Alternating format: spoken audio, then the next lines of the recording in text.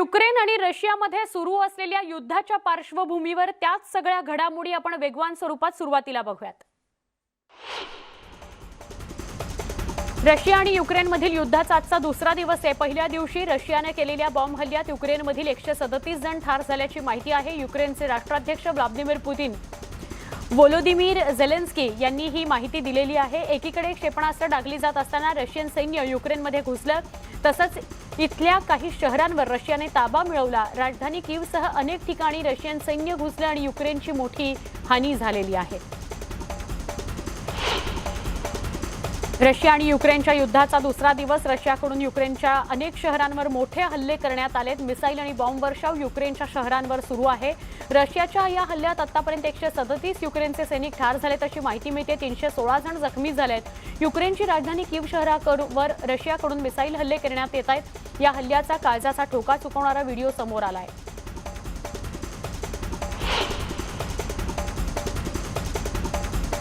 Russia Ukraine युद्ध सुरू झाल्यानंतर अनेक भारतीय युक्रेनमध्ये अडकले आहेत। यामध्ये अनेक भारतीय विद्यार्थ्यांचा समावेश आहे। दरम्यान इथे अडकलेल्या भारतीयांनी युक्रेनच्या कीवमध्ये असलेल्या भारतीय दूतावासाशी संपर्क साधला। सकाळी हल्ला सुरू झाल्यावर कार्यालयाबाहेर गर्दी झालेली होती। सूत्रांनी दिलेल्या माहितीनुसार इथे जमलेल्या भारतीय विद्यार्थ्यांना सुरक्षित ठिकाणी हलवण्यात आले। जे विद्यार्थी भारतीय दूतावासाशी संपर्क करतात त्यांना सुरक्षित ठिकाणी हलवण्यात येत असल्याची माहिती मिळते। भारतीय नागरिकांकरता युक्रेनमधील दूतावासाकडून मार्गदर्शक सूचना जारी करण्यात आलेल्या आहेत। रशियाच्या हल्ल्यानंतर युक्रेनमधील हृदय पिळवटणारी दृश्य समोर आली आहेत। युक्रेनच्या दिनप्रो या शहरात नुकत्याच जन्मलेल्या बाळांना सुरक्षित ठिकाणी हलवण्यात आलं। हॉस्पिटलमधील तळघरामध्ये नवजात बालकांना ठेवलं गेलं। रशियाच्या हल्ल्यापासून वाचण्याकरता हॉस्पिटलला जमेल आणि ज्या पद्धतीने ही बाळं सुरक्षित राहतील त्या पद्धतीने पावलं उचलली गेली। रशियाने युक्रेनमध्ये घुसखोरी करत बॉम्ब हल्ले सुरू केलेत। हतबल झालेल्या युक्रेनमधील नागरिकांचे फोटो व्हिडिओ पाहून जगभरातून चिंता व्यक्त होते। एक व्यक्ती आपल्या कुटुंबाला नागरिकांसाठी तयार करण्यात आलेल्या सुरक्षित ठिकाणी सोडतो आणि मुलीच्या गळ्यात पडून रडताना दिसतो आहे। नागरिकांना आसरा घेण्यासाठी ही सुरक्षित ठिकाणं तयार करण्यात आली आहेत। कुटुंबाला तिथं सोडल्यानंतर रशियन सैन्यासोबत लढण्याकरता या पित्याला मागे थांबायचं असल्यानं त्याला अश्रू अनावर झाले। युक्रेनच्या खार्किवला रशियाकडून लक्ष्य केलं गेलंय। खार्किववर मिसाईल हल्ले आणि बॉम्ब गोळे पाडण्यात आले, त्यामुळे खार्किव बेचिराख होत असताना बघायला मिळत आहे। अनेक सैनिक, रणगाडे आणि युद्धजन्य साहित्य खार्किवमध्ये तैनात आहे। रशियाकडून युक्रेनच्या सैन्यावर मिसाईल हल्ला करण्यात आला। या हल्ल्याने युक्रेनची शहरं बेचिराख होत आहेत। विदारक चित्र बघून धडकी भरते आहे। बंबार्डिंग सुरू आहे। गोळीबार पूर्ण वेळ सलग सुरू असलेला सुद्धा बघायला मिळतो।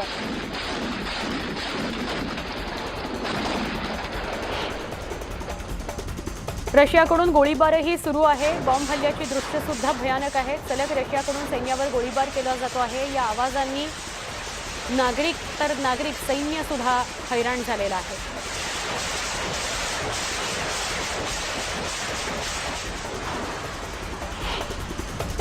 युक्रेनच्या शहरातलं काल रात्रीचं सीसीटीव्ही दृश्य समोर आलंय। एका गाडीवर बॉम्ब पडला, स्फोट झाला आणि गाडीच्या चिंधड्या उडाल्या।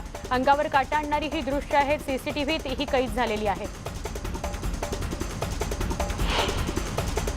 युक्रेनचे सैनिक युद्धाला सामोरे जायला सज्ज आहेत। गन्स घेऊन हल्ल्याला जशास तसं उत्तर दिलं जाईल अशीच तयारी सैनिकांची दिसते आहे।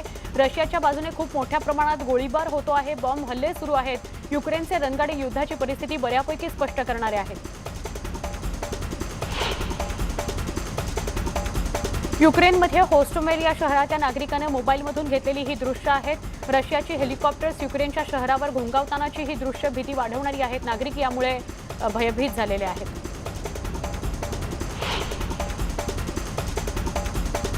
युक्रेनमध्ये चेर्नोबिल इथं खूप मोठ्या प्रमाणात सैन्य तैनात करण्यात आलेलं आहे। गन्स घेतलेले सैनिक बघायला मिळत आहेत। रणगाडे शहरामध्ये तैनात करण्यात आलेले आहेत। युद्धजन्य परिस्थितीमुळे अशी चित्र शहरांमध्ये, रणगाड्याची चित्र, सैनिकांची चित्र बघायला मिळत आहेत। युक्रेनच्या ज्या शहरांना अधिक धोका आहे ती शहरं रिकामी करण्यात आली आणि त्यांना सुरक्षित स्थळी हलवण्यात आलं। काहींना बंकर्समध्ये आश्रय देण्यात आलेला आहे। सगळेच भयभीत आहेत, त्यामुळे अर्थात झोप लागण्याचा प्रश्नच नाही। पूर्ण वेळ डोळे उघडे ठेवून स्टेशन्सच्या खाली बंकरमध्ये या सगळ्यांना ठेवलं गेलंय। घरदार सोडून सगळे स्थलांतरित झालेले आहेत. नेसत्या वस्त्रांनिशी त्यांना बाहेर पडावं लागलेलं आहे. अत्यंत भेदरलेल्या परिस्थितीत हे सगळे वावरत आहेत.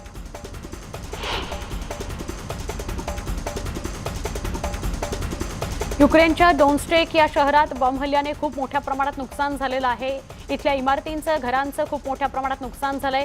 काही घरं तर पूर्णपणे जळून खाक झालेली आहेत. युक्रेनियन नागरिकांनी आपली घरं उद्ध्वस्त होताना पाहून हळहळ व्यक्त केली. युक्रेनमध्ये रशियाकडून मिसाईल हल्ला आणि बॉम्ब गोळे पाडले जात आहेत. यात इमारती पूर्णपणे बेचिराख होताना दिसत आहेत. मिसाईल पडल्याने इमारती ढासळलेल्या आहेत. संसार बेचिराख झालेले आहेत. अश्रू अनावर होतील असं उद्ध्वस्त झालेलं युक्रेन बघायला मिळत आहे. रशियानं केलेल्या बॉम्ब हल्ल्यामध्ये खूप मोठ्या प्रमाणात इमारती आणि घरांचं नुकसान झालेलं आहे. काही घरांना आगही लागलेली आहे. मारियुपोल या शहरामध्ये इमारतींचं झालेलं नुकसान, उद्ध्वस्त झालेले संसार बघायला मिळत आहेत. कुटुंबांना सैन्याच्या जवानांनी रेस्क्यू करून सुरक्षित स्थळी पोहोचवलं. युक्रेनवरील रशियाच्या आक्रमणाचा निषेध करत न्यूझीलंड आणि ऑस्ट्रेलियामध्ये निदर्शनं करण्यात आली. सिडनीच्या मध्यभागी जमून हजारहून अधिक लोकांनी झेंडे फडकावले, हातात फलक घेतले, रशिया विरोधी घोषणा दिल्या. ऑस्ट्रेलियन सरकारकडून रशियाविरुद्ध आणखी कारवाई करण्याची मागणी आंदोलकांनी केली आहे. तसंच रशियानं युक्रेनवरील आक्रमण थांबवावं या मागणीकरता काही निदर्शकांनी न्यूझीलंडमधील वेलिंग्टन या रशियन दूतावासाबाहेर निदर्शनं केली. युक्रेनला आपला पाठिंबा दर्शवण्यासाठी रोमानियातील युक्रेनच्या दूतावासावर नागरिकांनी मोर्चा काढला. युक्रेनियन झेंडे आणि फलक हातात घेऊन त्यांनी राष्ट्रगीत गायलं आणि आंतरराष्ट्रीय समुदायाला युक्रेनला पाठिंबा देण्याची विनंती केली. रोमानिया आणि युक्रेनमध्ये शेकडो किलोमीटरची सीमा आहे. परिस्थिती बिघडल्यास युक्रेनियन निर्वासितांचा मोठा लोंढा रोमानियात येण्याची शक्यता आहे. तर शेजारच्या मॉल्दोवा इथं सुद्धा घोषणा करण्यात आली की त्यांनी युक्रेनियन सीमेजवळ तंबू तयार केले आहेत, जेणेकरून हजारो युक्रेनियन लोक तिथं आसरा घेऊ शकतील. 100हून अधिक लोक काल डेट्रॉईट चर्चच्या बाहेर युक्रेन समर्थक रॅलीत सहभागी झाले होते. त्यांनी रशियाला लष्करी हल्ला थांबवण्याचं आवाहन केलंय आणि युक्रेनच्या लोकांना पाठिंबा दर्शवला आहे. प्रत्येकासाठी ही कठीण वेळ आहे, विशेषतः आपल्यापैकी ज्यांचे कुटुंबीय आणि मित्र जे प्रभावित झालेल्या प्रदेशात आहेत. दुर्दैवानं तिथे परिस्थिती बिघडत चालली, अशी प्रतिक्रिया रॅलीतील एका व्यक्तीने दिली. युक्रेनवरील हल्ल्याचा जगभरातून निषेध होतो आहे. रशियाचे राष्ट्राध्यक्ष व्लादिमीर पुतीन यांचा निषेध करण्याकरता व्हाईट हाऊसच्या बाहेर मोठ्या संख्येने आंदोलक जमले होते.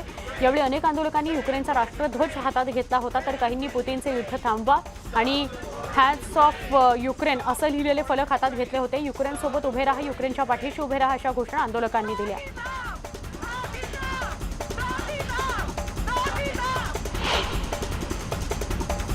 रशियाच्या युक्रेनवरील आक्रमणाचा निषेध करण्याकरता आणि हंगेरीच्या सरकारनं मॉस्कोशी घनिष्ठ संबंध तोडण्याची मागणी करण्याकरता गुरुवारी हंगेरीच्या राजधानीतील रशियन दूतावासासमोर हजारो निदर्शक एकत्र जमले होते. युक्रेन आणि युरोपियन युनियनचे झेंडे फडकावत निदर्शकांनी शांततेकरता आणि रशियन हल्ले थांबवण्याचा नारा दिला. चायना मीडिया ग्रुपच्या रिपोर्टनुसार गुरुवारी सकाळी दक्षिण युक्रेनच्या ओडेसा शहरात 4 ते 5 स्फोट ऐकू आले. परिणामी वाढत्या संघर्षामुळे ओडेसा आंतरराष्ट्रीय विमानतळावरील उड्डाणं रद्द करण्यात आली आहेत. या युद्धजन्य परिस्थितीमुळे गॅस स्टेशनवर सुमारे 100 गाड्या गॅस घेण्यासाठी रांगेत उभ्या होत्या.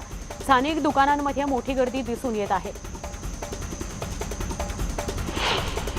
ऑस्ट्रेलियाच्या मेलबर्नमधील सार्वजनिक इमारती, क्रीडा स्टेडियम्स युक्रेनच्या लोकांना पाठिंबा दर्शवण्याकरता निळ्या आणि पिवळ्या रंगात प्रकाशित करण्यात आल्या होत्या. ऑस्ट्रेलियाने युक्रेनवरील आक्रमणाचा निषेध केला असून पंतप्रधान स्कॉट मॉरिसन यांनी रशियावर निर्बंधांची घोषणा केली आहे.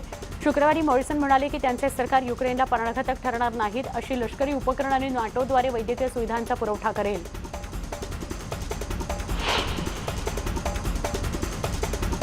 युक्रेनला पाठिंबा देण्याकरता लंडनमधील डाउनिंग स्ट्रीट गुरुवारी रात्री निळ्या आणि पिवळ्या रंगांनी प्रकाशित करण्यात आलं होतं. युक्रेनियन ध्वजाच्या रंगांमधील इतर रोषणाई युक्रेनियन लोकांची एकता दर्शवणारी ऑस्ट्रेलिया, फ्रान्स आणि जर्मनीसह जगभरात दिसली. न्यूयॉर्कमध्ये एका प्रोजेक्शन आर्टिस्टनं UN मुख्यालयाच्या भिंतीवर स्टँड विथ युक्रेन असं सांगत देशाचा ध्वज प्रक्षेपित केला.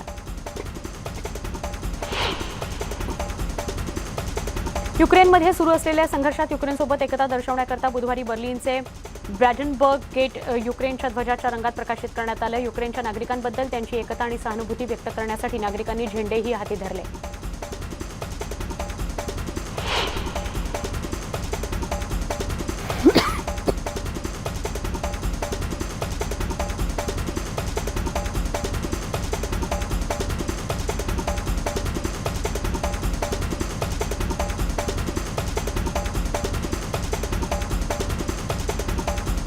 बर्लिनप्रमाणेच फ्रान्समध्येही युक्रेनप्रती पाठिंबा दर्शवण्यात आला। रशियन सीमेवर सध्या सुरू असलेल्या संकटाच्या पार्श्वभूमीवर पॅरिसच्या सिटी हॉलमध्ये बुधवारी युक्रेनियन ध्वजाच्या रंगांनी उजळून निघाला। व्हेनेझुएलाचे अध्यक्ष निकोलस मादुरो यांनी मंगळवारी रशियाचे राष्ट्राध्यक्ष व्लादिमीर पुतिन यांना रशियाला लष्करी आणि सामरिकदृष्ट्या वेढा घालण्याच्या योजनेला पाठिंबा जाहीर केला। मादुरो यांनी त्यांच्या मंत्रिमंडळाच्या बैठकीत रशिया आणि युक्रेनमधील वाढत्या तणावावर अर्ध्या तासाहून अधिक काळ चर्चा केली। कोसोवोच्या पंतप्रधानांनी मंगळवारी युक्रेनच्या पूर्वेकडील सीमेवर संकटाच्या पार्श्वभूमीवर एकतेचं आवाहन केलं। कोसोवोच्या संसदेमध्ये बोलताना अल्बिन कुर्ती म्हणाले की त्यांचं सरकार युक्रेनचं स्वातंत्र्य, सार्वभौमत्व आणि प्रादेशिक अखंडतेचं समर्थन करतं।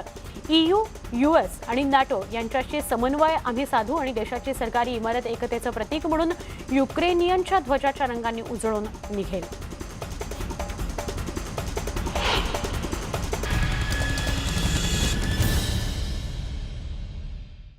जगाच्या पाठीवर इतर काही घडामोडी वेगवान स्वरूपात।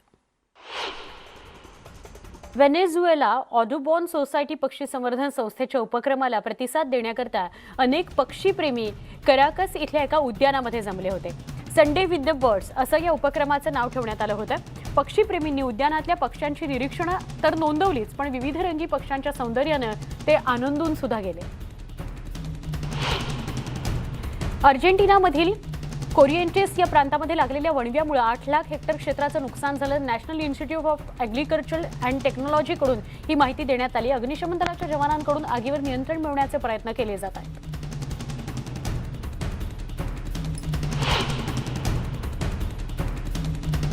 मेट्रोपोलिसमधील सेंट अँटिनो या चर्चमध्ये एका आठवड्यापूर्वी अतिवृष्टीमुळे झालेल्या भूस्खलनामध्ये प्राण गमावलेल्या 180हून अधिक बळींच्या स्मरणार्थ एका कार्यक्रमाचं आयोजन करण्यात आलेलं होतं। मोरोदा ऑफिशिना पॅरिशमध्ये हा मास आयोजित करण्यात आला होता, ज्या ठिकाणी अनेक कुटुंबांनी त्यांची घरं आणि नातेवाईक गमावले। मागच्या आठवड्यामध्ये भूस्खलनामध्ये संपूर्ण मेट्रोपोलिस उद्ध्वस्त झाले, घरं उद्ध्वस्त झाली आणि कुटुंब रस्त्यावर आली। काही महिन्यांच्या शांततेनंतर माउंट एटनावर पुन्हा एकदा ज्वालामुखीला सुरुवात झाली। इटलीच्या नॅशनल इन्स्टिट्यूट ऑफ जिओफिजिक्स अँड व्हॉल्कॅनॉलॉजी ने म्हटलंय की युरोपमधील सगळ्यात सक्रिय ज्वालामुखीपैकी एक असलेल्या एटना इथून निघणारा हा लाव्हा आहे।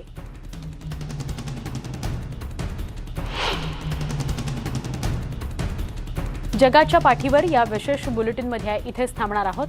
कोरोनाचे नियम पाळायला विसरू नका। न्यूज18 लोकमत.com या YouTube चॅनलला सबस्क्राईब करा, फेसबुक, ट्विटरवर फॉलो करा।